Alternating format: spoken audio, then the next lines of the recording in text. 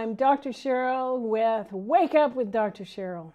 Wealth is the ability to fully experience life by Henry David Thoreau. The 4 agreements: be impeccable with your word, don't take anything personally, don't make assumptions, always do your best, by Don Miguel Ruiz. I'm excited to have our special guest this evening, Zora Kolkey. Our show is about the wealth of being aware of our feelings.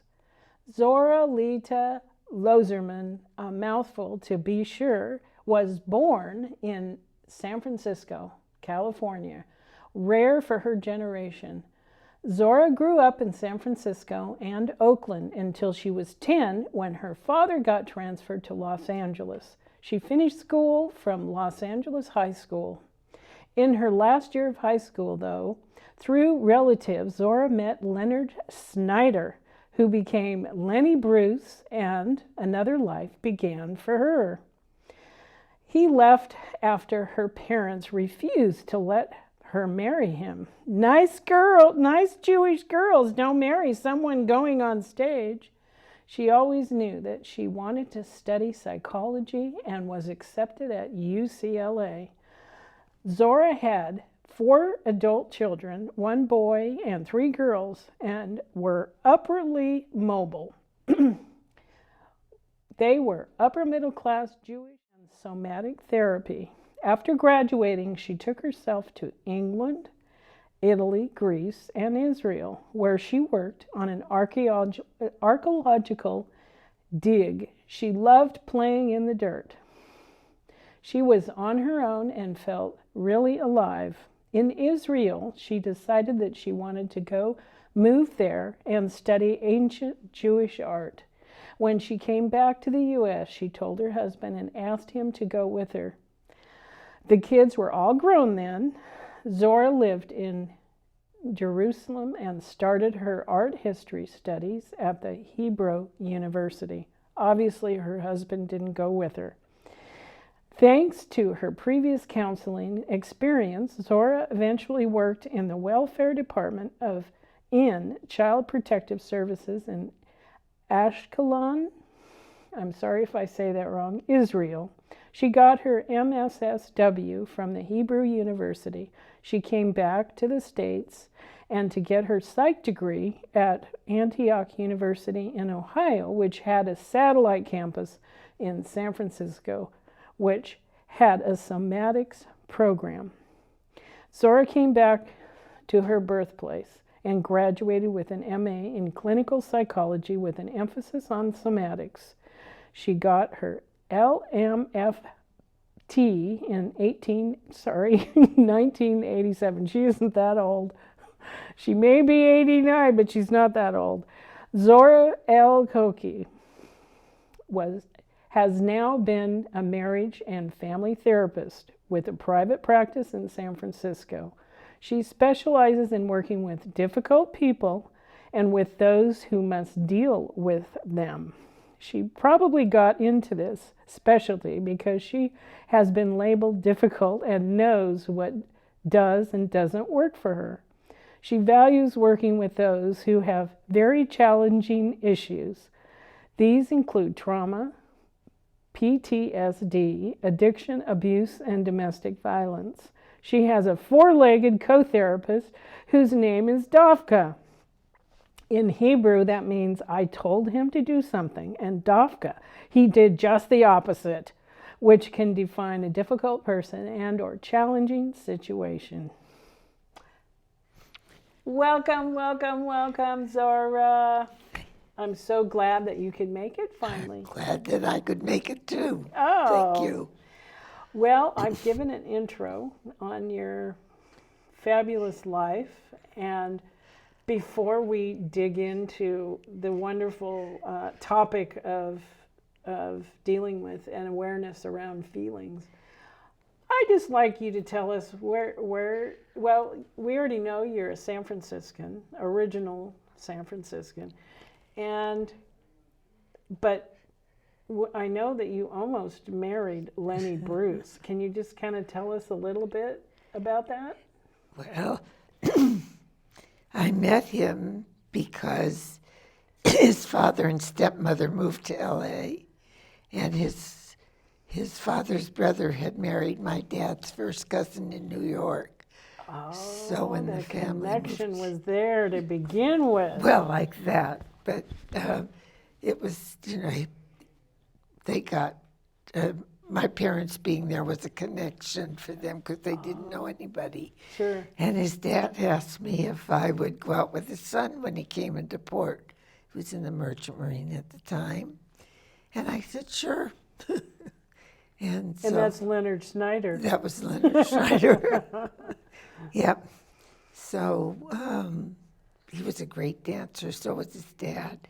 And so we went out, and then he got shipped out again, and then he came back. I can't remember how much time he was gone, but it was wartime, so we didn't have a prom anyway, so it didn't matter whether he was there or not. Yeah, yeah. So anyway, when he came back, we continued to go out, and he asked me to marry him, and as outrageous as he could be, he wanted to ask my parents, and you told the story. My parents said no.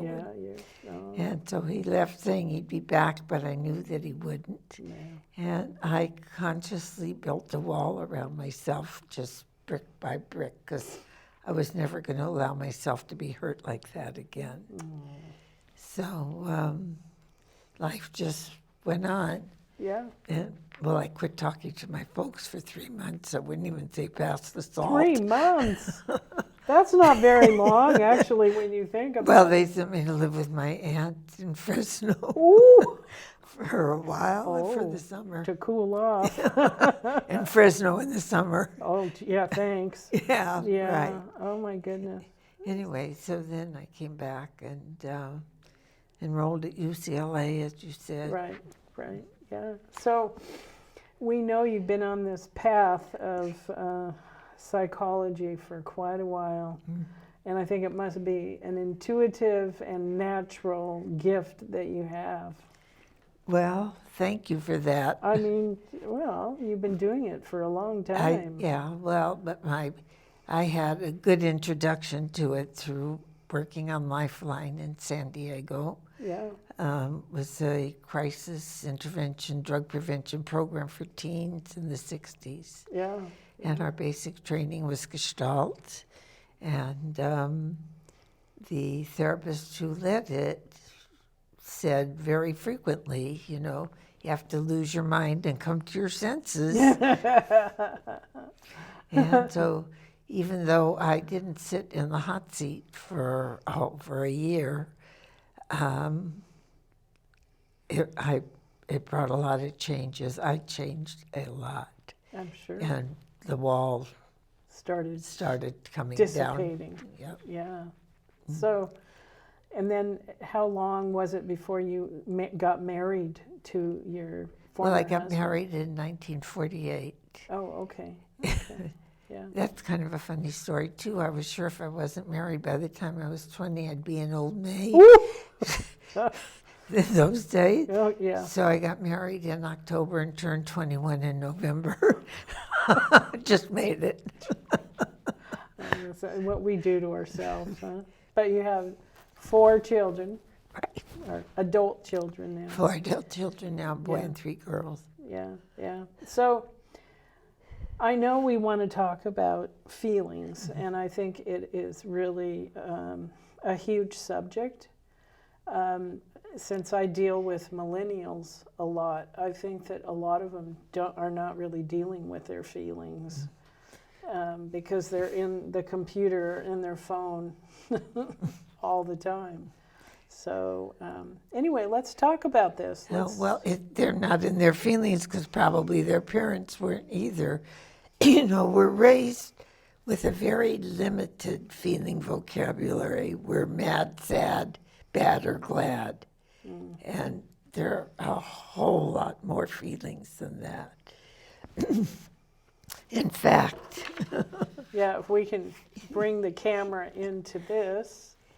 the feeling wheel, and that's not all the feelings. I have lists of many more, Right. but this is when I give clients, because the more limited we are in our feelings, the more our behavior is habitual. We say we do something because we've thought about it, but actually behavior is based on at least 4 things: thoughts, feelings, our kinesthetic experience, and our spiritual beliefs, if we have any. And that's what makes our behavior. And so does it really come from an unconscious level? it comes from an unconscious level unless you're aware of your feelings. We're aware of our thoughts. Right. And we often say, I'm feeling that you should do something. Well, that's not a feeling, obviously. So how do you tune? I'm asking these questions for the viewers, but how do you hone in to your feeling for one, and then to be able to express it? Because don't you think that it takes practice to be able to express your feelings? Well, it takes awareness first. Okay, awareness. And that's one of the things I teach, using the feeling wheel. These are all the feelings that you have available. And everything that's ever happened to us is buried in our bodies, both good and bad. Yeah.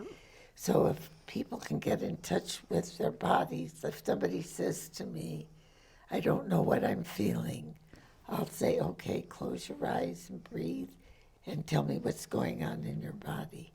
Or if they say, I'm feeling bad, okay, where in your body are you feeling bad? What's going on there? Right.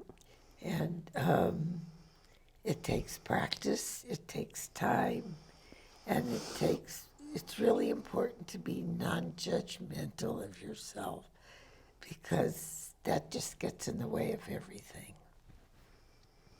So, and we're all responsible for our own feelings.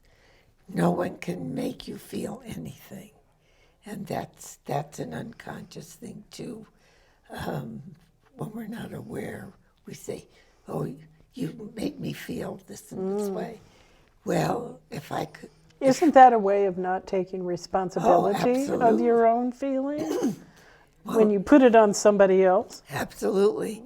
And if we could make people feel something, that means I'd only have to see, every therapist could see somebody one time, fix them, and we'd be out of business. It doesn't work that way. It does not There's work too that many way. years of either stuffing it in or just not recognizing, not being aware of your feelings. Right. I remember one time, I know I've grew up kind of stuffing in my anger, and I remember finally allowing myself to feel my anger, and my skin actually turned. I allowed myself to feel anger from probably years previous. My skin was turning red because I kept it in for so long, but I allowed myself to feel it, and we went on for hours. I didn't like that, but I allowed myself to feel it because I needed to get it out. Oh, absolutely. And you know what? Feelings are not good or bad. They just are. It's part of the human condition. Absolutely. Absolutely. And it's what we do with them. And the fact that you were able to do that is terrific. And if you don't, what's the opposite of anger for you? Happy, being happy. Okay, so if you don't allow yourself to feel your anger, you're not going to allow yourself to feel happy. Happy, yeah. Yeah. Yeah, no, that's true. And I have learned over the years of therapy and doing lots of different workshops, that it's so important to allow yourself and not deny yourself how you feel.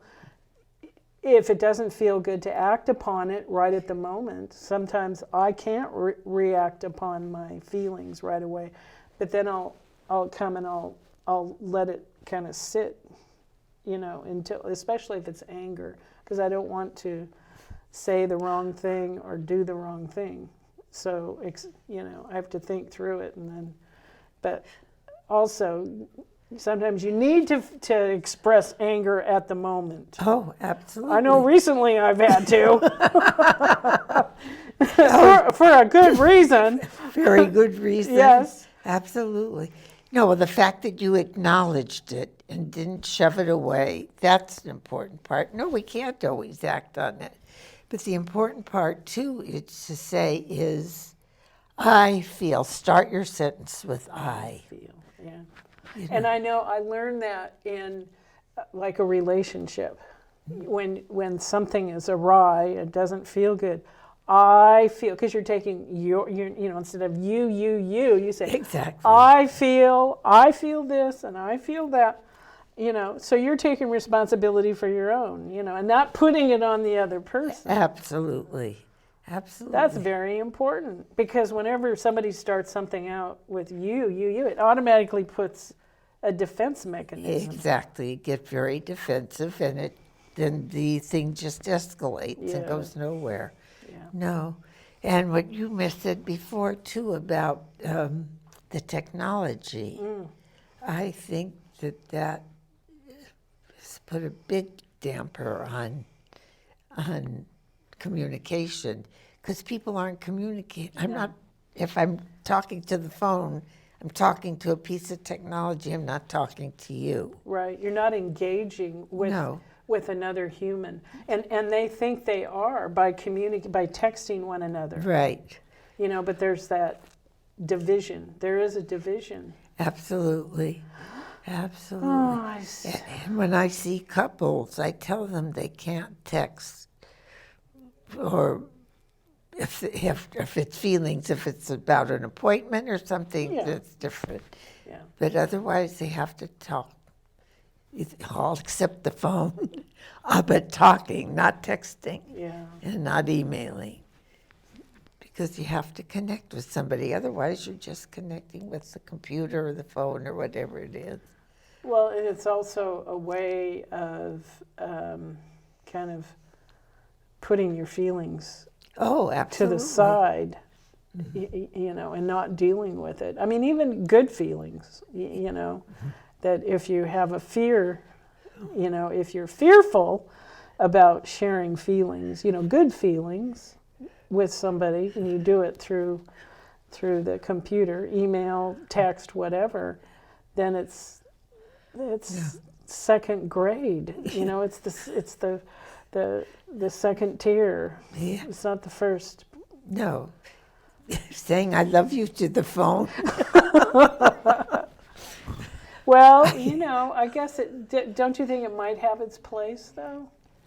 Well, it does about some things, but not when you're having difficulties already. Sure. It has to be. Well, that's the key word, is the difficulties, because it's not easy it takes work.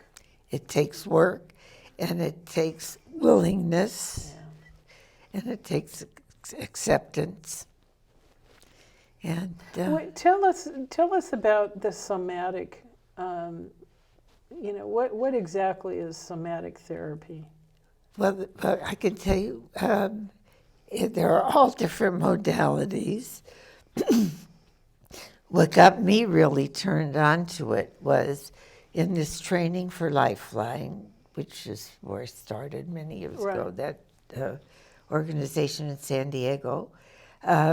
The facilitator from time to time brought in other therapists with other orientations besides the Gestalt.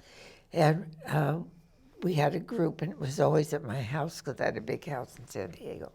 Anyway, so this woman came named Doris Breyer, and we were all standing around in my living room in our bathing suits, and she's walking around everybody and looking.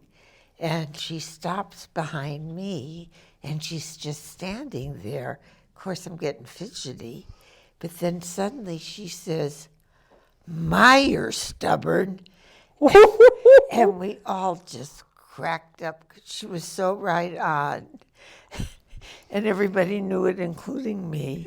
And of course, I wanted to know what was written on my back. Oh, that's funny. So that's what really got me interested in somatics. Oh, okay. 'Cause she honed right into it. Absolutely, she could see it. Intuitively, she knew. Well, she could see it in my body, Yeah, the way I yeah. was Oh, holding sure, myself and everything.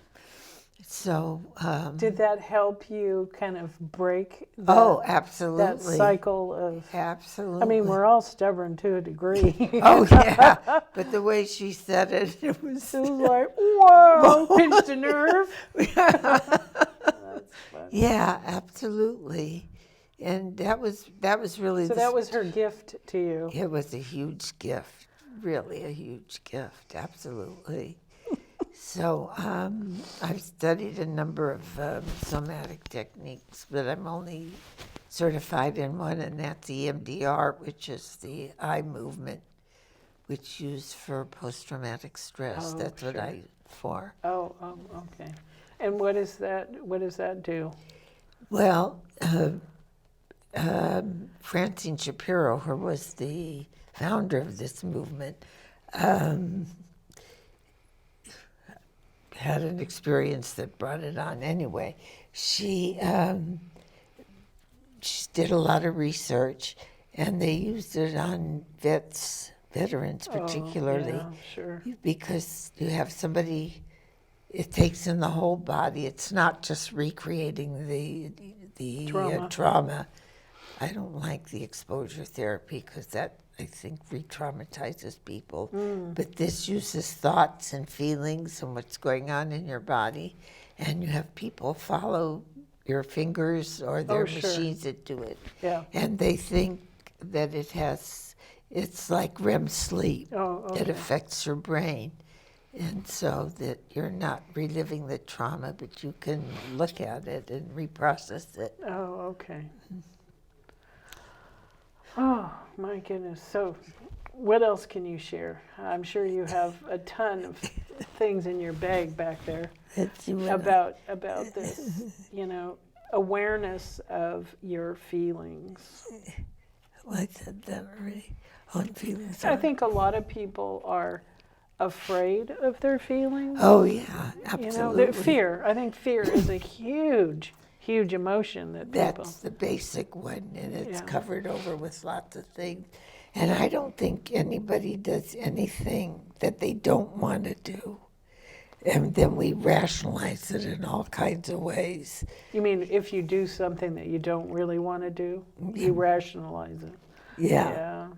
Yeah, well, and lots of people are afraid to say, no, I don't want to do that. Yeah. And that's one of the Why do you think people are afraid? Because you won't like me if I say no. Oh, yes. And you couldn't say no to your parents, although I did that a lot. And I did to my mother. Not my father, but my mother. Yeah. So it's a very small word, and it's a very powerful word, and it's a very important word, because that too takes responsibility. And I also explore with clients what they want to do. I don't give advice, because if I give advice and it screws up, then it's my fault. So, but teaching them to say no, especially women. Oh, yeah. It's empowering to be able to say no. Absolutely. And one of the ways I teach people to do that, if they have trouble, I'll have them stand up in the office and stomp around saying, no, I won't. Yeah, practice. Practice, and it also gives them energy. Yeah, sure. Empowering energy. Yep, absolutely. Yeah. So, and the dog helped a lot with feelings. Oh, sure. Because that's unconditional. Absolutely. When somebody is crying or very upset, animals just... he'll go over to them and just stand there. Give them love. Yeah. Oh. If they let him he'll give him a big slurpy kiss, too. You'd be surprised how many people let him. Oh, well, I guess it's better than nothing. Oh, yeah. You know. Yeah. Oh. So, yes, Dofka is a sweetheart. yeah. Yep, he is. And let's see, what else would you like Well, to know? I guess another way of recognizing and doing something, you know, taking action after you feel, after you acknowledge and are aware of your feelings. What do you think people do to not be aware of their feelings? Well, for one thing, in session, they'll stop breathing. That's a good clue that something's going on. Or, you know, lots of substance abuse. Oh, yeah, well, that numbs your feelings. Absolutely. So you don't Absolutely. feel, period. Right. And, well, smoking I consider a substance abuse. Well, too. it is. It's Yeah. a drug. A drug, yeah, absolutely. Or taking out their technology or playing the games. Or, Yeah. Avoidance. To avoidance. me, that's avoidance. Yeah. Definitely. Well, people have all kinds of tricks that they learned. Yeah. And it is fear. It's scary to say to somebody, you know, I love you, or I'm really pissed at you, or Right. whatever it is. Right. Because you're afraid of their reaction. Yeah. And I just had a client last night. He has such a strong desire.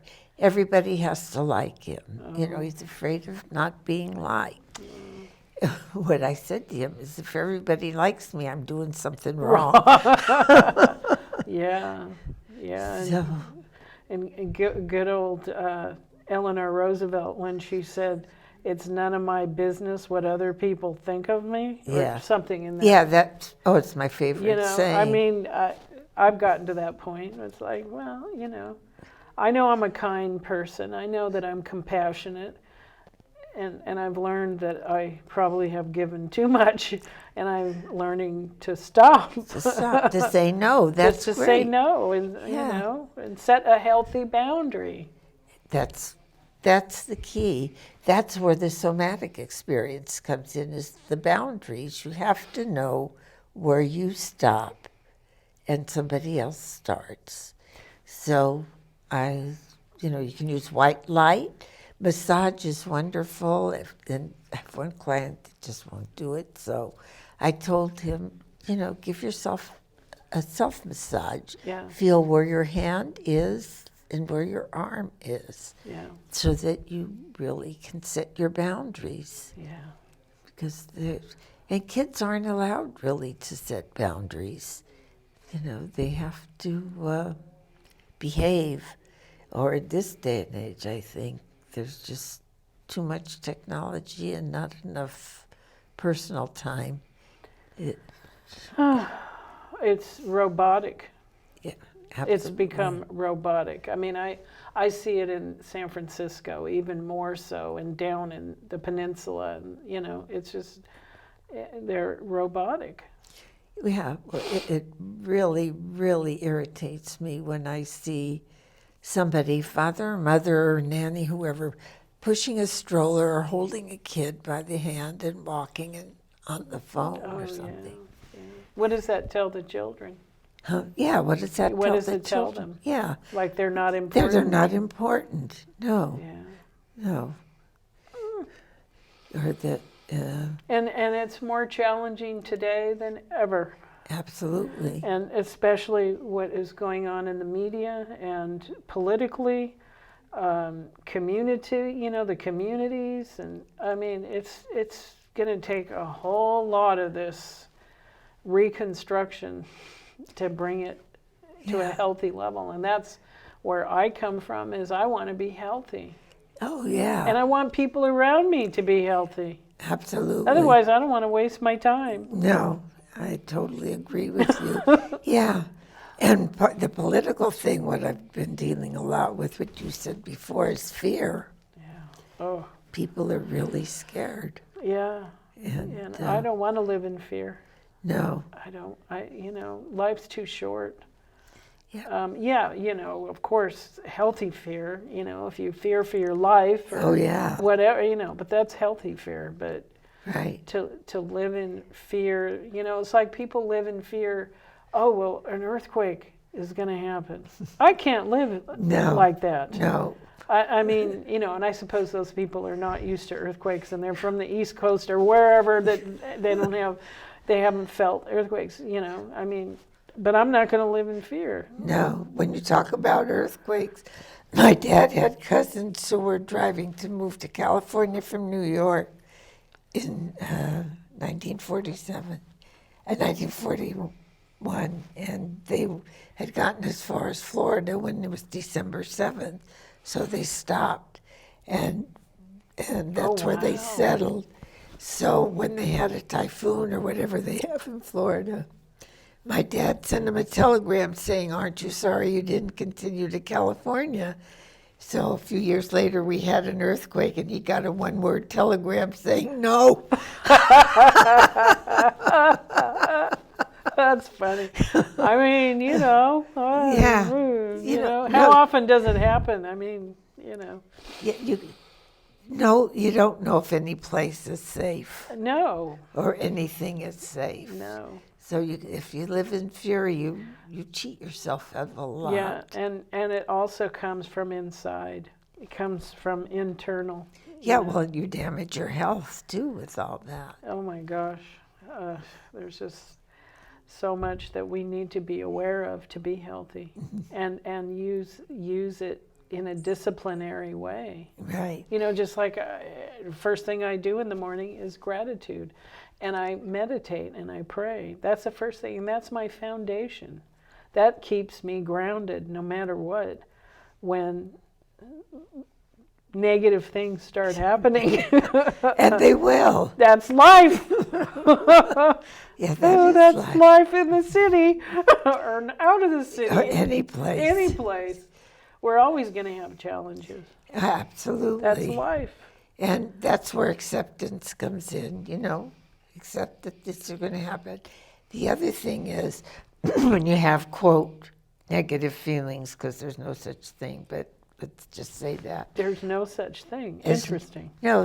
Just because you're not supposed to judge them. Yeah, exactly. Feelings aren't good or bad. They just are. Because we're human. Right. And it's what we do with them. Yes. And if you start having what we call negative feelings and start pushing them away without accepting them, they're just going to get and up and up. Yeah. And if it's anger, for instance, you'll end up exploding instead of just saying it to somebody at the time. In a healthy way. In a healthy way. I'm feeling really pissed right now. Yeah, and I truly believe, thanks to Louise Hay, but I truly believe that if we stuff in our anger, repress it, that it causes diseases. Absolutely. I mean, she's got it nailed down to specific diseases, and one of them is cancer for stuffing in your resentment and your anger. Absolutely. Well, Will Schutz did some of that too in his organizational development work. Yeah. I mean, I've studied her, so I don't. I'm sure there's others. Yeah. That are, fine-tuned. No, absolutely. Every time I hear about somebody with cancer, I think of that. I know, like my dear sweet sister-in-law. I'm really concerned about. They had to go in. She's had 6 sessions of chemo for spleen, and then she had cancer between her esophagus and her stomach. And they gave her 6 huge sessions of chemo through her heart. And she still has cancer. They went in to do a biopsy last week into the lymph nodes by her stomach, and they found they had to go to her pancreas and take a portion of her pancreas. So what is this leading to? I mean, miracles can happen. But she's one that has stuffed things in. She stuffed her anger. Now, my brother's the opposite. She stuffs it in. She, swallows it. And, anyway, I'm concerned. Yeah, well, rightfully so. That's horrible to go through that. So if you're aware of these things, then, if you want to be, for me personally, I want to be healthy on all levels that I possibly can. Yeah, sure. And it takes awareness, and then it takes, well, I say discipline. Some people don't like the word discipline. I say willingness. Willingness, whatever it takes and then to act upon it. And I for me, it takes practice to be able to communicate it in a healthy, loving way. Absolutely. It doesn't always happen. No. There We're happens in a human. lifetime, and we're human, and we make mistakes. I rarely do, but Oh, God, yes. Well, mistakes. Mistakes. That's what they say in the film industry. That's a mistake. So you just do it again. yeah. Well, exactly. Do it again. Exactly. Nobody's perfect. That's for sure. Practice makes it better. Exactly. Not perfect, but better. No, and as one of my business coaches said, it's the process, not the end. Yeah, absolutely. So it's learning. And taking one step at a time. Exactly. I learned that a long time ago. Exactly. And all the challenges that I have been through. It's just one step at a time, and it just keeps getting better. Right. And then I'll have to go back a couple to go forward. Well, it's recognizing that, accepting it, and deciding whether you want to do it or not. Yeah, no. But you do it for yourself, not for somebody else. No, not at all. Because then it won't last. No.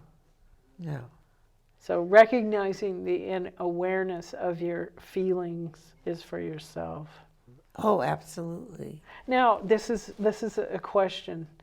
I think men tend, not all, of course, but I think men tend to not want to share their emotions. So how do you get past that in a relationship? Well, with Or difficulty. through it. Through it, not past it, but through it. No, well, men, boys are taught not to cry and all that kind of stuff. And I know that's awful. Changed a few degrees. Yeah. With the younger, men that are growing up. Yeah. Although now they're with their phones. I know, that's a whole nother challenge. But it takes time. It takes a willingness on their part, and usually there's something that's happened that will trigger them coming into therapy. Oh, like sure. A breakup. Or work issues. Losing. Yeah. So it's usually the relationships and work. I hear conversations all the time about work issues and the political implications, and there's so many people that aren't really coming from their authentic self, and it takes work. It does take work. It takes work to get to who you really are. Peeling the onions. It's exactly right. And peeling it. And I think it's a lifelong process. I believe it's a lifelong process, absolutely. I haven't said your age, and I hope you don't mind if I say your age. May I have your permission? You have my permission. Zora is 89. She's on her 90th year. Can you believe it? No. I don't believe it. I know. And you have a lot of experience. So And a lot of adventures. You haven't had a boring life. That is for sure. No. And I haven't either.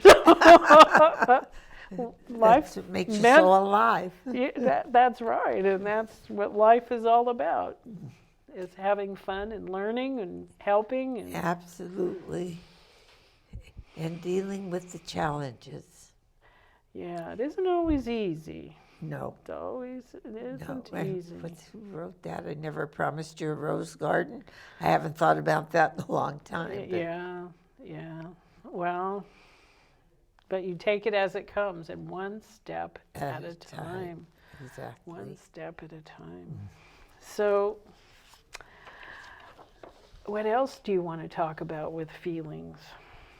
Well, with the feeling wheel, as I said before, the basic feelings that most of us grew up with are bad, sad, mad, or glad. Right. I don't know. Yeah, the author was unknown of this. But these are feelings like mad. The feelings that come off of this are confused, rejected, critical, hateful, rage, angry, hostile, and hurt. Yeah. And then up from that are discouraged, bewildered, judgmental. That's a big one for all of us. Yeah, no. And everybody's judgmental. And I say that when I talk about unconditional love, we have to stop judging ourselves so much. Because then the next step is judging others. And yeah, I catch myself judging people, and it's like, wait a minute, stop. This is, why am I judging them? I mean, the why, Fitzgerald said, why is an irrelevant question. Oh, okay. In fact, I tell my clients that's a bad word. You can't use it in here. Why? Yeah. What do you get out of doing this? Or how does this help you? Right. What and how are better questions. What and how? Yeah, that makes sense. Yeah. Definitely. So, but we're all judgmental in some way. Skeptical, irritated, revengeful, furious, frustrated, selfish. I don't like that word, jealous. Jealous? Oh, yeah. I don't like jealousy. My mother was a jealous person. I have had a lot of jealous people in my life, and I hate it. I don't like to use that word because it's a strong word. Wait, hate is okay. It's right here. Well, it's just a description, But I don't like it because it's such a waste of energy. I'm going to be happy for people when they're successful or, Well, and if you're not, so what? Yeah, that's true. And should is another bad word, by the way. Could, would, or should. Yeah. I learned that a long time ago. Yeah. I used to have a bumper sticker on my car that said, "Don't should on me." Don't should on me. Yeah.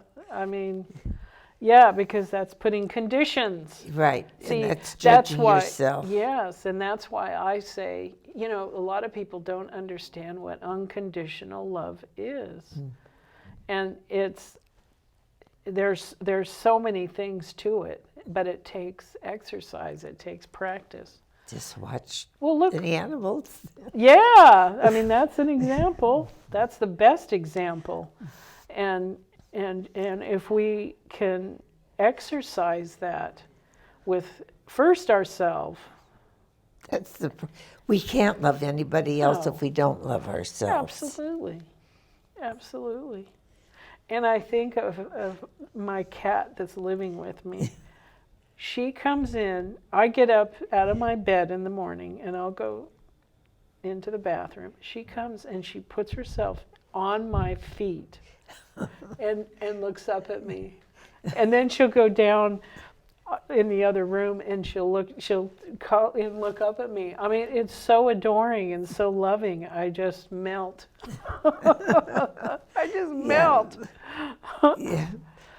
And when I come home and the tail's wagging, or the whole body's wagging. Well, the whole body. Are you kidding? Yeah. Dafka puts every ounce into it. Yeah. I've witnessed it. Yep. So, anyway, that... What else can we share about... Another one is powerful. Because when we... and I'm not talking about control when I say powerful. That's very different from trying to control somebody. It's feeling my own power, being empowered. Empowered. And the only way to do that is to take responsibility for myself. Yeah. That's a huge one. Especially for women again. That is huge, taking responsibility for your actions, for your thoughts. You know, I have preached, take heed and really pay attention to the mind talk that you have in every moment. Absolutely. Yeah. You know, because we do run by unconsciousness, you know, or subconscious. But when you start getting in that pattern of paying attention to what you're saying to yourself, you know, I mean, I hear things all the time about how people put themselves down, but it's mind chatter in their own mind, and that's unhealthy. Don't stop doing that. Stop doing that. And just like I can remember, it's been way over 20 years ago, I caught myself, and this is when I was involved with the Science of Mind Church, and I was doing a lot of deep therapy then, and I'd start thinking some negative thoughts about myself, and I remember screaming out loud, "Stop! Stop!" Good. And I'd catch myself, and I'd started doing that, and now it's like a switch. Good. You know, you just stop. Yeah. So you won't feed that low self-esteem. Absolutely. You keep, just stop. It's a switch. There is a switch. Yeah. Well, when I tell clients, I use a cognitive behavioral thing, the rubber band trick. To put it on the rubber band, and when you catch yourself doing that, don't pull it out and snap it till you hurt yourself. Right. Just enough. Just enough to remind yourself that you don't have to do that and change that thought. Yeah. Well, that's why, I'd say, stop. Oh, yeah. I mean, take the time to do that, to change that behavior, change the thought pattern. Absolutely. Yeah.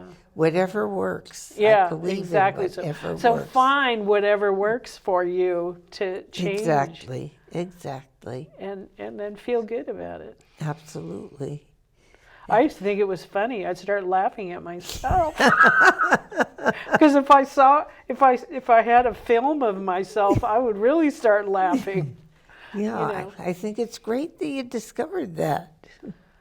Well, I guess I wanted to set a good, healthy example for my daughter. And she was just a baby then. She was an infant.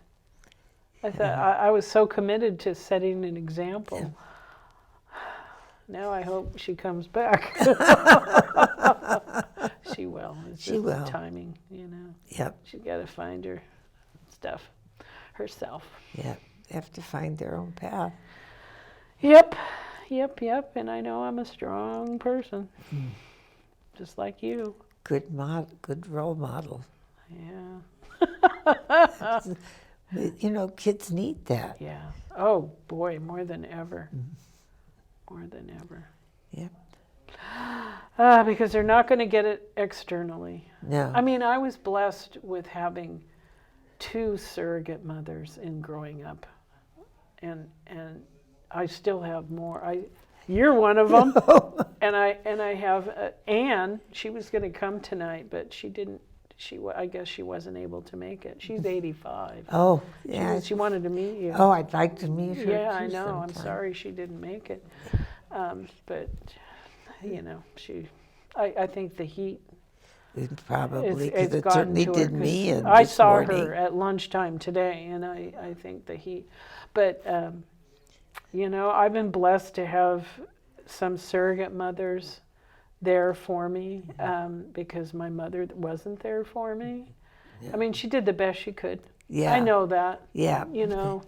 And but she didn't have the tools, and she didn't. Is it Alice Walker, who's the Swiss psychiatrist, woman psychiatrist? If everybody would have just one good enough mother. Well, Gracie is Canadian. She's from Canada, and she lived next door, and I used to babysit her 2 girls. And she is 89. Oh, She's also 89. is she here? She lives up in Bellevue, Washington. Oh, Yeah, I wish she were. She has 2 daughters that kind of help take care of her. So, but she's in a retirement home. But her husband has Alzheimer's really bad. So they had to actually move her and move him into an Alzheimer's ward, which is it's sad. really? It's sad. But she's 89 and doing well. Anyway. Do you have a magic touch? I don't know. I just be me. I guess, my father was the biggest love role model for me, actually, because he gave me so much wisdom. Like, he always said to me, keep that little child inside of you. Oh, yes. Alive, because that's how you have fun. And then he said, don't take yourself too seriously. God, that's so wise, because when I was growing up, it wasn't okay to play, but when I went to Israel and met Mark, then Oh, sure. started playing again. Yeah. No, I mean, I get around little kids, and my little kid comes out. That's great. I mean, and I think it's probably because I was an RH baby. You know about RH Yeah. baby. Yeah. Oh, yeah. I mean, I was fighting for my life. Oh, yeah. So I have this no matter what. So, goodness. So, have we covered everything? I don't know, have we? We have about 9 minutes left. What, oh, I know. What wisdom, really good wisdom that can you give our listeners and our viewers to, that would help them to be aware of their feelings? Well,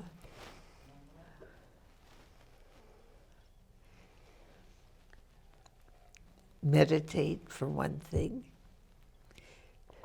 Just let yourself breathe.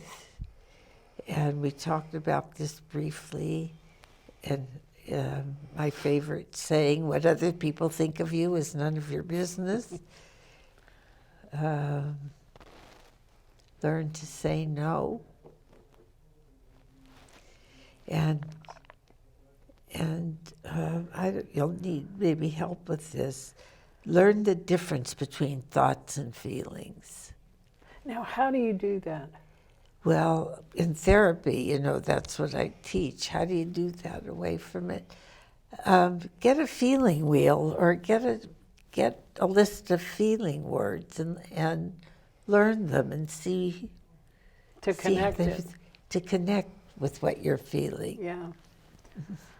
And it's also allowing your heart, and I know that it took me a while to understand the difference between the mind, the brain, and I think your mind covers everything, but that's because I've worked hard at being aware of my feelings. Yeah. Well, between your brain and your heart. That's what I say. And when you have that in balance. And be aware of your body. If you feel stuck, start moving. Yeah. Walk or exercise or swim, anything. Yeah. Jump up and down. Just start moving. Yeah. To get some energy flowing. And Right. see what happens. And I think that, half the battle, do you think that half the battle is just being willing to allow yourself? Absolutely.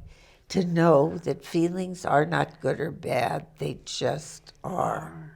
Yeah. And it's what we do with them that matters. And we're human. Absolutely. Learn to forgive yourself. Oh, that's a big one. Yeah. And then forgive others so you can be free.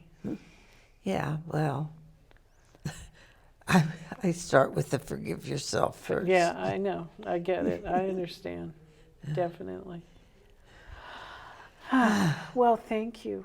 so much for coming and sharing. And I think this is very valuable information. Oh, I very hope so. Valuable. Yes. I had a good time. I hope you did too. Yes. Enjoyed I mean, I love talking about this stuff. I'm sure we could talk for a couple more hours about, if we broke it down. But we don't have all that time. No. So, but thank you, Zora. Having me. Thank you for having me. And that's yours. Oh, good. And I will have.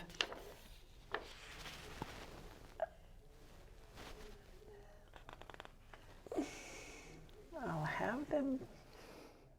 Never give up. Wherever you are in your life, try to have a positive attitude. First and foremost, with your family and friends. Be grateful for your freedom and eat healthy. Good nutrition feeds the mind and your body temple. Don't forget to exercise. Feed your spirituality with meditation and prayer. Love yourself unconditionally. Stop criticizing, stop judging, and allowing others to dominate the way you feel and think about yourself. Be compassionate and share your abundance and wealth with others. When fear knocks, let faith answer the door. You are what you are and where you are because of what has gone into your mind. You can change what you are and where you are by changing what goes into your mind, by Zig Ziglar. If your mind carries a heavy burden of past, you will experience more of the same. The past perpetuates itself through lack of presence. The quality of your consciousness at this moment is what shapes the future, by Eckhart Tolle. Thank you, Marin TV, for facilitating our show, and especially to my crew, Eric, Brad, and Charlie. Thank you. Please support and become a member of Marin TV. Bye for now. Until next time.